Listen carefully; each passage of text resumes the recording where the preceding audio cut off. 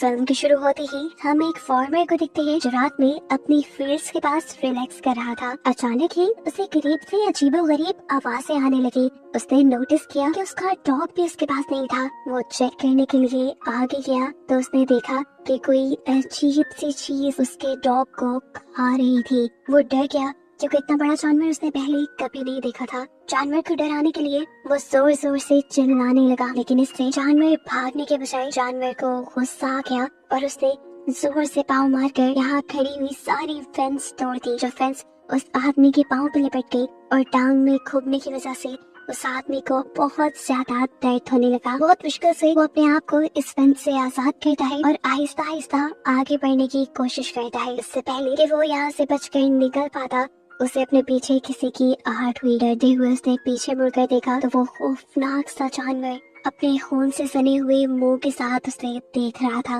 वो फार्मर डर गया और वो जानवर उसे खींचते हुए अंधेरे में ले गया और बाद में उसे मार डाला। अब सीन कट होकर हमें एक कपल को दिखाया जाता है जो जंगल में कैंपिंग के लिए आया हुआ था।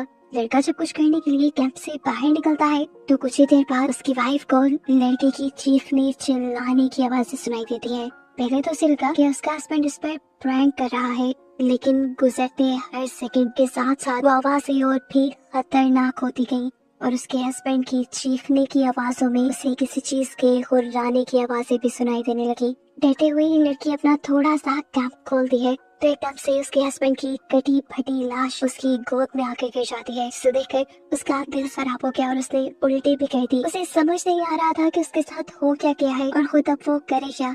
इससे पहले कि वो यहाँ से भागने का कोई प्लान बना दी, वो क्रिएचर, वो बड़ा सा जानवर अपने खून से सने मुंह के साथ उसके ऊपर भी हमला करके उसे भी मार देता है। उसके चिल्लाने और जानवर के गुर्राने की आवाज दो आदमी भी सुन रहे थे जो कि कैंपिंग करने के लिए जंगल में आए थे।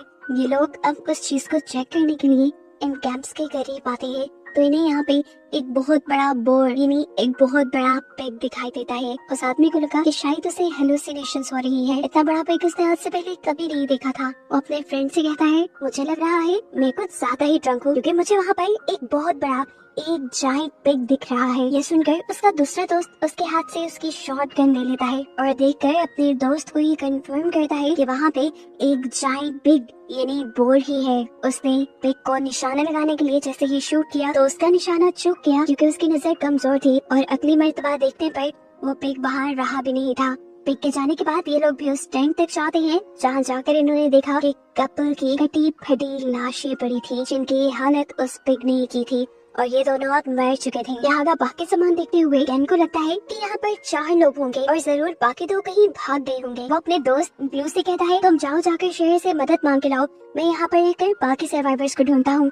टाउन की तरफ वापस जाते हुए ब्लू को अपनी एयर किट से अब अजीबोगरीब आवाजें आने लगी थी। जैसे ही उसने डर कर पीछे देखा तो अब उसे वो बड़ा सा पिग अपनी लालची खूनखार नजरों से घूर रहा था। याद में जान गया था कि अब वो नहीं बचेगा, इसीलिए वो टेंशन में भागने के बजाय वहीं पे रुक जाता है और वो पिग एकदम से उसके ऊपर हमला करके उसे मार डालता है। अब यही जंगल में हमें एक और कपल को दिखाया जाता है जिनके बारे में केन ने अंदाजा लगाया था कि यहाँ पर एक और कपल भी होना चाहिए। ये दोनों एक दूसरे को डरावनी स्टोरी सुनाकर एंटरटेन करने की कोशिश कर रहे थे, लेकिन तभी उनकी कहानियाँ हकीकत में बदल गई जब उन्हें अपने करीब से किसी के हुर्राने की आवाजें आई।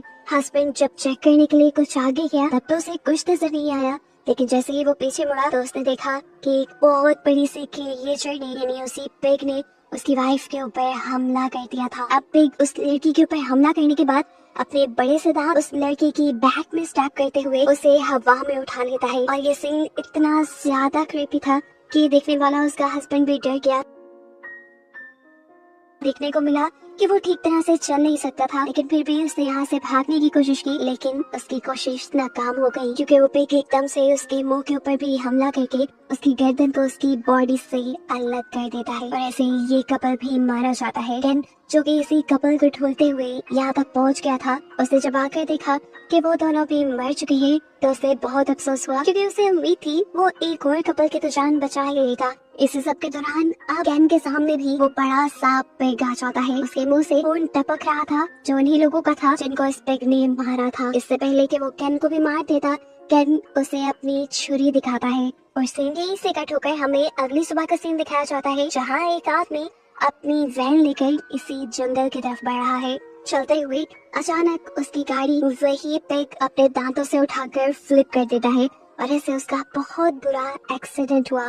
इस गाड़ी के एक्सीडेंट की आवाज दूर तक फैली और हमें दिखाई दिया कि जो भी इस कार में था उसकी सिस्टर की फैमिली यही करीब कैंपिंग करने के लिए आई हुई थी और वो ये बात जान गए कि जरूर ये उसकी भाई की कार का एक्सीडेंट हुआ है। इस आदमी का नाम था बर्नी। अब वो लड़की अपने हस्बैंड और अपने सन इन लॉ को अपने भाई की खबर लेने के लिए भेजती है। देखने को मिलता है कि बर्नी को ज्यादा चोट नहीं आई थी, लेकिन उसकी कार का बहुत बुरा हाल हो गया था और उसकी कार के पीछे उसे कुछ बाल भी नजर आ रहे थे, जिसका साफ मतलब था कि उसकी कार पर किसी जानवर ने हमला किया था। वो इस कार से बाहर निकलना चाह रहा था, लेकिन उसका डोर बहुत बुरी तरह बंद हो गया था, इसलिए मुश्किल से पाँव मार मार कर वो अपनी कार को खोल लेता है। बर्नी काफी गुस्से में था। वो अपनी गाड़ी से अपना वेपन निकाल कर उसे लोड करता है ताकि वो उस जानवर को मार सके जिसने उसकी कार को हिट किया था। यहाँ पर वो जो दो लड़के बर्नी को ढूंढने के लिए आ रहे थे, एकदम से उनके सामने वो पिग आ गया। डरने के बजाय ये दोनों ही हैरानी से उस पिग को देखने लग जाते हैं। एकदम से वो लड़का नोटिस करता है कि वो बोर यानी बड़ा पिग, उसकी आंखों में खून उतरा हुआ है, यानी वो किसी भी वक्त इनको नुकसान पहुंचा सकता है। डरते हुए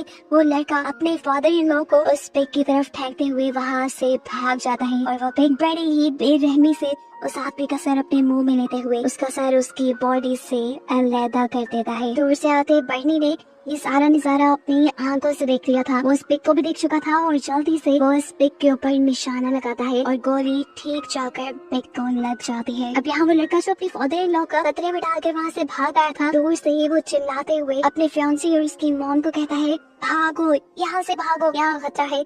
लेकिन कोई उसकी बात भी यकीन नहीं करता। वो लड़की से अपने डैड के बारे में पूछती है। वो लड़का बताता है कि उसके ऊपर एक बहुत बड़े बॉय ने हमला कर दिया है और वो मर गया है।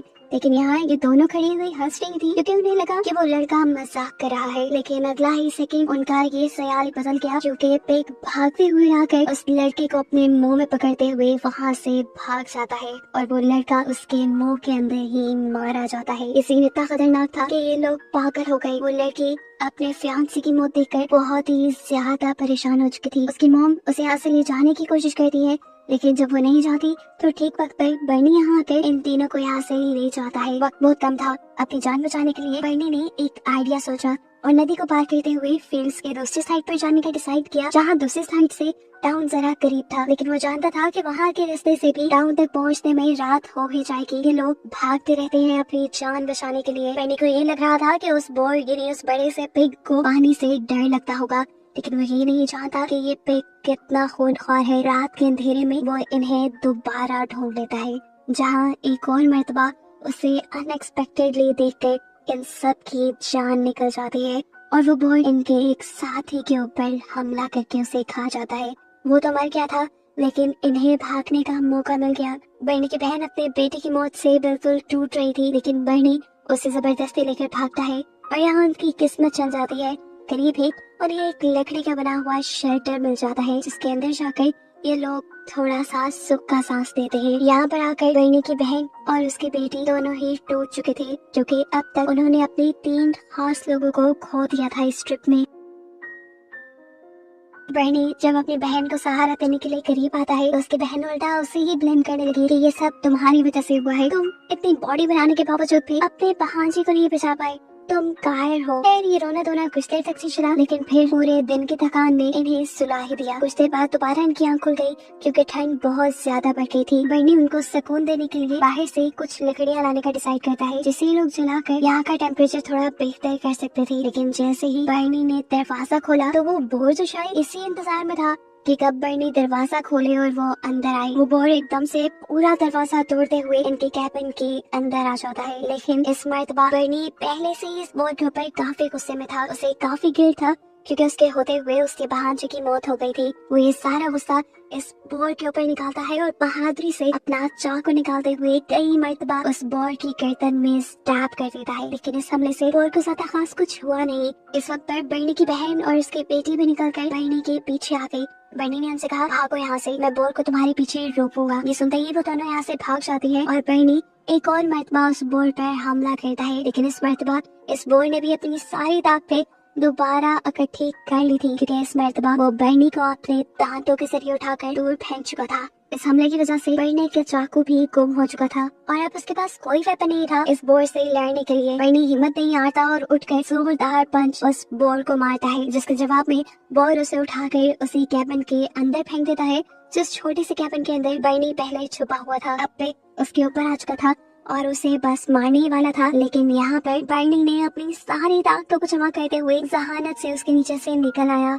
वो इस कैबिन में रखी हुई हर ऊटपटांग चीज को बोर को मारते हुए उससे अपनी जान छुड़वाने की कोशिश करता है, जो उसके हमले थोड़े से उस पर असर भी करती है और बोर कैबिन से बाहर निकल आता है। अब बर्नी इस बोर का किस्सा तमाम करना चाहता था, इसीलिए वो यहाँ पर एक लोहे की चीज उठाता है और जैसे ही बोर को मारने के लिए आगे बढ़ता है तो बदकिस्मती उसकी कि उसका पाँव स्लिप हो गया और वो ठीक जाकर गिरा उसी पिग के नीचे। अब पिग उसे कहाँ छोड़ने वाला था, वो अपना क्लॉ यानी अपना पाँव बर्नी के ऊपर रखकर उसे बुरी तरह जख्मी कर देता है। उसके बाद उसने बर्नी के साथ क्या किया ये नहीं दिखाया जाता, लेकिन सीन कट होकर हमें दिखाया जाता है कि बर्नी की सिस्टर और उसकी बेटी बहुत ज्यादा डरे हुए थे। भूख और सर्दी से बुरा हाल था उनका। ये लोग फैसला करते हैं कि अब ये लोग आग जलाएंगे, क्योंकि अगर ये मॉन्स्टर से बच गए तो ये सर्दी उन्हें मार देगी। आग तो ये लोग जला लेते हैं, लेकिन कुछ ही देर बाद वो मॉन्स्टर भी इनके सामने आ जाता है, जिसको आग ने ये ट्रैप किया था। ये लोग डर गए, इन्हें समझ में नहीं आ रही थी कि मॉन्स्टर से बचने के लिए क्या करें। ये लोग अपने हाथ में पकड़ी हुई छोटी छोटी सी मशाल से ही उस मॉन्स्टर को डराने की कोशिश करते हैं, लेकिन इन सब का उसके ऊपर कोई फायदा नहीं होता और वो यहाँ पर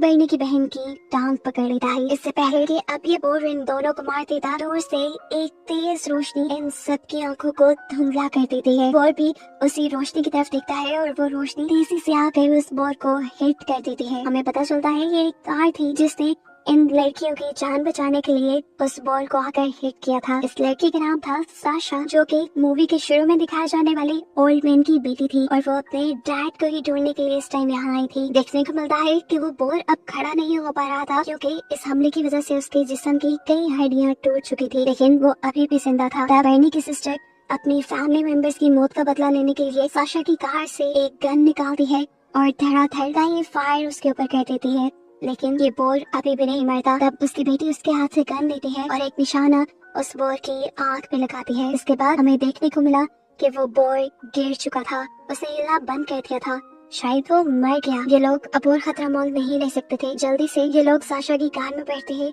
और इस जगह से बाहर निकलने की कोशिश में लग जाते हैं। रास्ते में इन्हें बर्नी में दिख जाता है, जिसके बारे में सबको लग रहा था कि वो मर गया होगा, लेकिन वो बहुत ज्यादा जख्मी था। ये लोग यहाँ से बाहर निकल जाते हैं ये सोचते हुए कि इन्होंने उस बोर को मार दिया और अब खतरा टल गया, लेकिन ऐसा नहीं था, क्योंकि दो जिंदा बोर अभी भी इनको जंगल से जाता हुआ देख रहे थे और आगे इनके साथ क्या होने वाला था इसी मिस्ट्री के साथ ये मूवी यहीं पर एंड हो जाती है।